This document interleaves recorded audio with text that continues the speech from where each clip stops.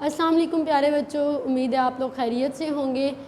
पहले हमने साइंस के लेक्चर में डिस्कस किया पोल्यूशन को, फिर हमने बात की पोल्यूटेंट्स की और पोल्यूटेंट्स की टाइप्स की। आज के लेक्चर में हम डिस्कस करेंगे types of pollution.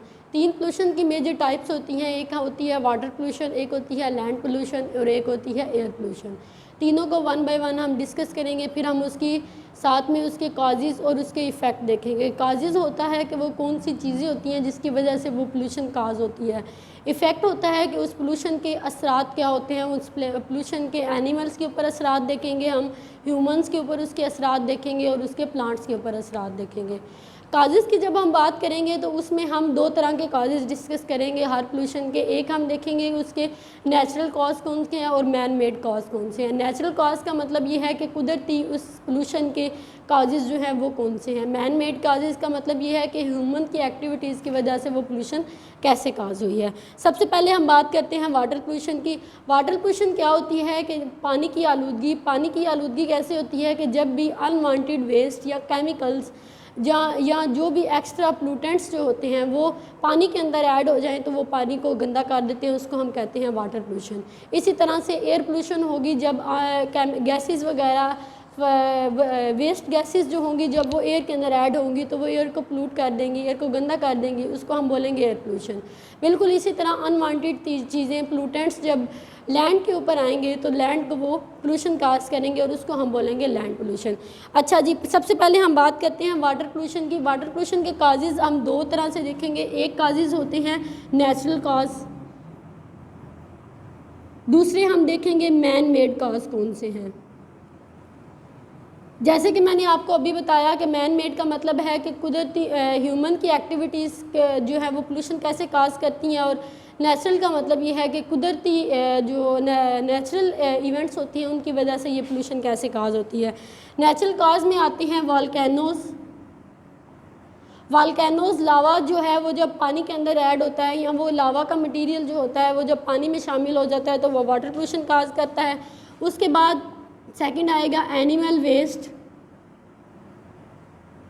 Animal waste क्या है, जब एनिमल्स पानी के अंदर जाते हैं तो एनिमल्स का जो वेस्ट होता है, एनिमल्स का जो फालतू मटेरियल होता है वो जो पानी में मिलता है तो वो वाटर पोल्यूशन काज करता है। उसके बाद एक चीज़ आती है एल्जी। एल्जी क्या है, एल्जी एक प्लांट की तरह के लिविंग थिंग्स होती हैं। ये क्या है, ये पानी को ग्रीन कर देती हैं। जिस पानी में के अंदर एल्जी होती है, जो एल्जी पानी की वजह से पोल्यूट होता है, उसको क्या होता है, उसका पूरी सरफेस जो है वो ग्रीन हो जाती है और वो पानी का कलर भी ग्रीन हो जाता है। यूँ लगता है जैसे घास बिछी हुई है पानी के ऊपर, ठीक है। वो एल्जी की वजह से होती है। वो जो ऊपर घास ग्रीन ग्रीन नज़र आ रहा होता है वो सब एल्जी होता है, उसकी वजह से पानी जो है वो गंदा हो जाता है। मैन मेड काजेज़ की अगर हम बात करें तो मैन मेड काजेज़ में आते हैं सीवेज, फैक्ट्रीज़ का वेस्ट जो होता है वो, इंडस्ट्रीज़ वगैरह का वेस्ट जो होता है, ये सब चीज़ें जब पानी के अंदर शामिल होती हैं तो ये पानी को गंदा कर देती हैं। और ये सब चीज़ें कैसे शामिल होंगी पानी में, ये सब चीज़ें ह्यूमन की एक्टिविटीज़ है। मतलब फैक्ट्रीज़ जो हैं ये किन्होंने लगाई हैं, इंसानों ने फैक्ट्रीज़ लगाई हैं, अपने फ़ायदे के लिए लगाई हैं। उससे क्या होता है, जब फालतू चीज़ें होती हैं उसका फालतू पानी, फालतू गंद जो होता है, उसका जो सॉलिड में वेस्ट होता है उसका, या जो पानी होता है गंदा, वो सब कुछ पानी में शामिल कर दिया जाता है साफ़ पानी में। जब वो गंद सब कुछ साफ़ पानी में शामिल होता है तो वो पानी को गंदा कर देता है, पानी पोल्यूशन काज करता है। उसके बाद अगर हम इसकी ये थे हमने बात की काजेज़ की, ठीक है। अब हम बात करते हैं इफ़ेक्ट की। इफ़ेक्ट का मतलब होता है कि उसके असरात क्या हैं, उसकी वजह से क्या नुकसानात आ रहे हैं, ठीक है। काजेज़ में हम इसकी बात करें तो प्लांट्स में भी इसके काजेज़ की बात करें तो प्लांट्स क्या होते हैं कि जब ये गंदा पानी जो है, इसी पानी के अंदर जब ये गंदा पानी पौधों को मिलेगा तो पौधों की ग्रोथ जो है वो अच्छे से नहीं हो रही होती। उसके अलावा अगर पानी समंदर वगैरह या दरिया की हम बात करें तो दरिया के और समंदर के अंदर जो प्लांट्स होते हैं, अगर वो पानी गंदा हो जाए तो उसकी वजह से प्लांट्स जो हैं वो डिस्ट्रॉय हो जाते हैं, प्लांट्स जो हैं वो तबाह होना शुरू हो जाते हैं। उसके बाद अगर हम ह्यूमन की बात करें, ह्यूमन में इसका इफ़ेक्ट क्या होता है, इफ़ेक्ट ऑन ह्यूमन क्या होगा, इससे डिजीज़ काज होती हैं, बहुत सी बीमारियां फैलती हैं इंसानों के अंदर, जिनमें सबसे बड़ी एग्जांपल इसकी फ़ीवर है, बुखार है, कॉलरिया है, डायरिया है। ये सारी बीमारियां जो हैं, ये नमूनिया, ये सारी बीमारियां किसकी वजह से फैलती हैं, गंदे पानी की वजह से। यही गंदा पानी जब हम पीते हैं या हम इस्तेमाल करते हैं तो ये इंसानों के अंदर भी बीमारियां कॉज करता है। उसके बाद हम बात करते हैं एनिमल्स की। एनिमल्स जो हैं उन पे भी इसका बैड इफ़ेक्ट है वाटर पोल्यूशन का। एनिमल्स पे बैड इफ़ेक्ट क्या होगा कि जब दरिया का, समंदर का पानी गंदा हो जाएगा, वो पानी पोल्यूट हो जाएगा, उसी पानी के अंदर जो मछलियाँ या छोटे ऑर्गेनिजम्स हैं जो पानी समंदर के अंदर रहने वाले इक्वेटिक एनिमल्स होते हैं, वो उसी पानी के अंदर जब सांस लेंगे तो उनकी डेथ काज होगी। ठीक है, अभी हमने बात की वाटर पोल्यूशन की। नेक्स्ट हम बात करते हैं एयर पोल्यूशन की।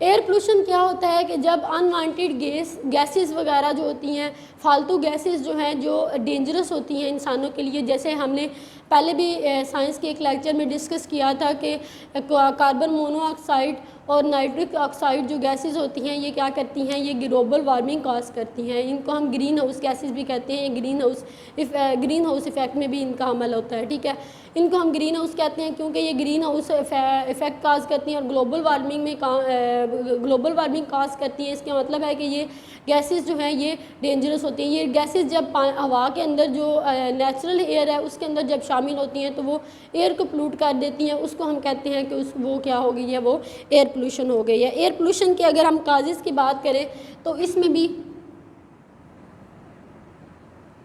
इसका सबसे बड़ा काज जो है ना वो स्मोक है। ठीक है, स्मोक कहते हैं धुएं को।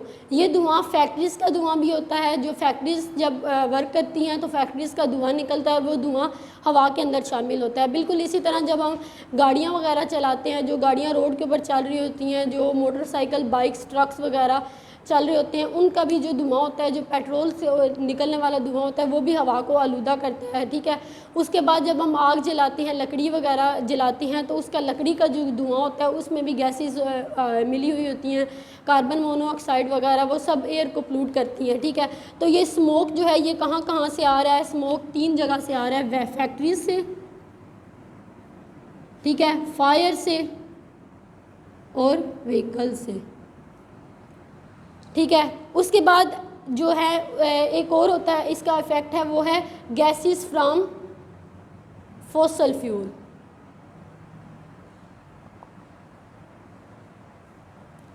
फॉसल्स फ्यूल क्या होते हैं? फॉसल्स कहते हैं जो एनिमल्स होते हैं ना, उन जो जब एनिमल्स डेड हो जाते हैं तो उनके जो रिमेन्स होते हैं, उनके जो बकाया चीज़ें बच जाती हैं, उनको हम कहते हैं वो उनके फॉसल्स होते हैं। ठीक है, फॉसल फ्यूल का मतलब है कि उन फॉसल्स को जलाने से जो फ्यूल निकलता है उससे डेंजरस गैसेस निकलती हैं। वो गैसेस क्या करती हैं, वो नेचुरल एयर में शामिल हो जाती हैं और एयर को पोल्यूट करती हैं। इसके इफ़ेक्ट की अगर हम बात करें तो इसके इफ़ेक्ट में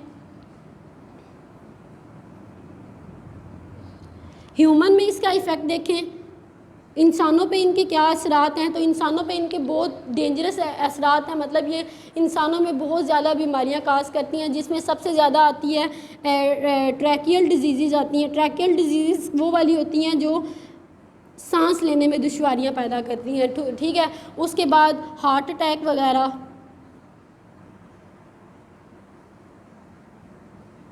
और भी स्किन डिजीज़ होती हैं। स्किन डिजीज़ जो हैं ये भी किसकी वजह से होती हैं? एयर पोल्यूशन की वजह से। और भी बहुत सी डिजीज़, मैनी मोर डिजीज़ हैं जो एयर पोल्यूशन की वजह से होती हैं। ठीक है, उसके अलावा अगर हम एयर पोल्यूशन के काजेज़ की बात करें प्लांट्स के ऊपर, तो प्लांट्स में इनका क्या इफ़ेक्ट होगा?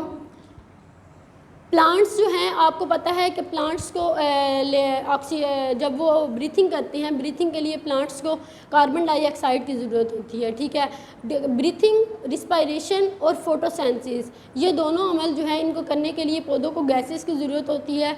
अगर पौधे को अच्छी गैसेस मिले, मतलब कार्बन मोनोऑक्साइड मिले, तो पौधा ब्रीथिंग करता है। लेकिन न्यूट्रिएंट्स के साथ साथ आपको पता है कि प्लांट जो है वो अपने रूट से भी गैसेस को अब्जॉर्ब करता है और अपने एयर से भी गैसेस को अब्जॉर्ब करता है। अगर गैसेस अच्छी नहीं मिलेंगी, जैसे एक गैस है NH3, NH3 गैस जो है ये पौधे के लिए बहुत डेंजरस गैस है, ठीक है। अगर ये गैस पौधे को मिल रही है तो पौधा जो है वो अच्छी तरह से उसकी ग्रोथ नहीं होगी। मतलब ये जो एक्स्ट्रा वेस्ट गैसेस होती हैं ये पौधे के लिए अच्छी नहीं होंगी, इसकी वजह से पौधे क्या होंगे, वो डिस्ट्रॉय होना शुरू हो जाएंगे। पहले हमने बात की थी वाटर पोल्यूशन की, उसके हमने काजेज़ देखे, फिर हमने उसके इफ़ेक्ट देखे, फिर हमने बात की एयर पोल्यूशन की। एयर पोल्यूशन के हमने काजेज़ भी देखे कि वो कौन कौन सी चीज़ें हैं जिनकी वजह से एयर पोल्यूशन होती है। फिर हमने उनके इफ़ेक्ट देखे कि एयर पोल्यूशन के असरात जो हैं वो क्या हैं। फिर असरात उनके हमने पौधों पे भी देखे और जानवरों पर, उसके ह्यूमन पे भी देखे। अब हम लास्ट पे बात करते हैं लैंड पोल्यूशन की।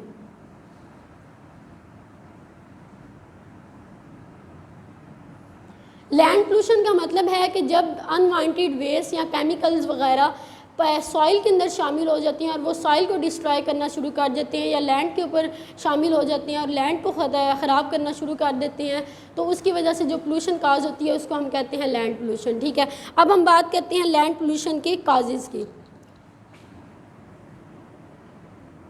लैंड पोल्यूशन के काजेज़ क्या होंगे? सबसे पहला कॉज है सॉलिड वेस्ट।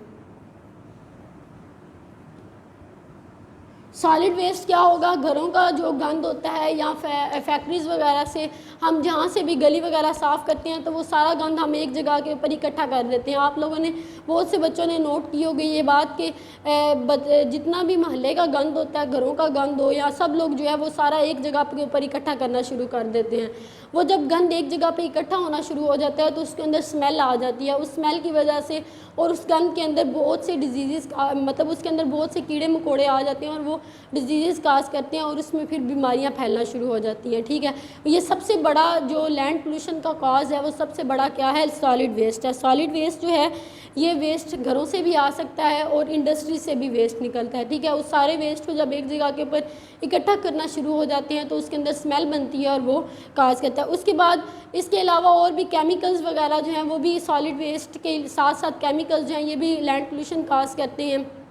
और भी अनवांटेड थिंग्स जो पोल्यूटेंट्स हैं वो सारे जो हैं वो सारे क्या करते हैं? लैंड पोल्यूशन काज करते हैं। अगर हम इसके इफ़ेक्ट की बात करें तो लैंड पोल्यूशन के इफ़ेक्ट जो हैं वो भी बहुत डेंजरस हैं। जिस तरह हमने बात की पहले वाटर पोल्यूशन और एयर पोल्यूशन की कि वाटर और एयर पोल्यूशन जो है उनसे बहुत सी डिजीज़ काज होती हैं। एनिमल्स जो हैं उनके ऊपर भी बहुत डेंजरस है, एनिमल्स की डेथ काज होती है, प्लांट्स से उसकी वजह से डिस्ट्रॉय हो रहे हैं। और इसी तरह से जो ह्यूमन है, ह्यूमंस के ऊपर बहुत सी डिजीज़ जो हैं वो अटैक करती हैं। बिल्कुल इसी तरह एयर पोल्यूशन जो है, लैंड पोल्यूशन जो है, लैंड पोल्यूशन का भी बहुत डेंजरस इफेक्ट है। लैंड पोल्यूशन की वजह से ह्यूमंस में क्या है?